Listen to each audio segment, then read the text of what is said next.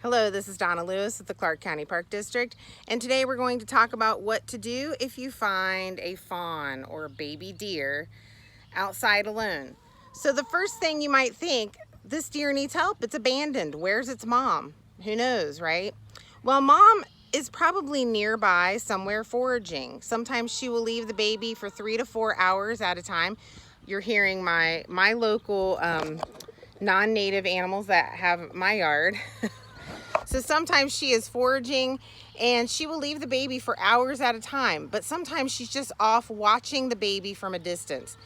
The important thing is that you maybe observe from a distance and see if the baby really needs help. But most of the time, when you find a baby that looks healthy, like this little guy in the grass, he's just minding his own business. He's just hiding, he's blending in, he's using his camouflage. So these spots on a fawn's back helps them camouflage. It kind of makes it look like dappled light in the grass. So they're very good at camouflaging. Another thing is they don't have a strong smell to them. So it keeps things like fox, coyote, and other predators away from them. So what's very important is if it's in your yard, try to, keep your dogs and your cats away from the animal. A dog can especially hurt a fawn, and let mom come back and get it. Because deer are so highly concentrated in our urban areas, we will often find deer right in our backyard, in the suburbs, the country, everywhere where people live, because deer live where we live. So it's very important to leave this little guy alone. Don't pick him up like that. That's a stuffed animal, so I'm good. Don't pick him up. Just leave him where you find him.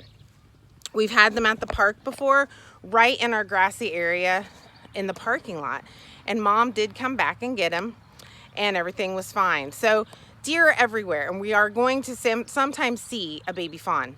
Another important thing to remember is do not take the fawn in thinking that it's abandoned and taking it in and feeding it yourself.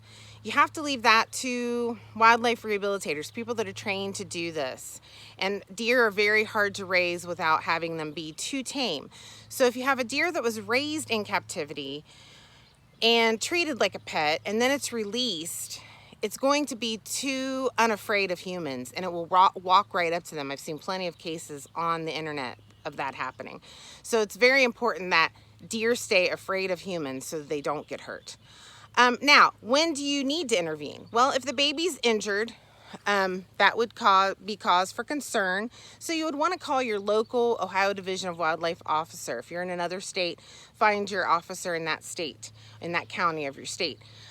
If there is a dead deer nearby, that could be mom, so that would be another cause for concern.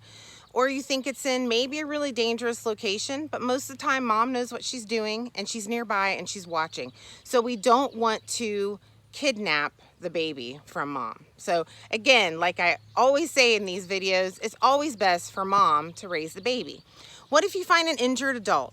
The best thing to do is to call a Division of Wildlife officer. Sometimes if it's late at night, you'll have to call your local police, and they will get in touch with someone, or they will come out and handle the situation. But many times an injured deer can't be rehabilitated, which is sad, but it's best not to let it suffer. But most of the time people find babies, and babies a lot of times that people think they're really cute and I need to intervene, and it's all by itself. But we have to remember that wild mothers raise their babies very differently than human mothers. They're outside, they're exposed, so they have ways to protect themselves. And a baby deer or a fawn can protect itself by blending in and not having a strong smell. So it's really important for us to let nature, let mother take care of her baby. All right, that is it for today. It was a short one today. It's pretty easy with baby deer. Most of the time, just leave them be and enjoy the experience that you got to see them. And remember, baby deer should never be pets. We need to leave them in the wild. Thank you so much and have a great day. Bye-bye.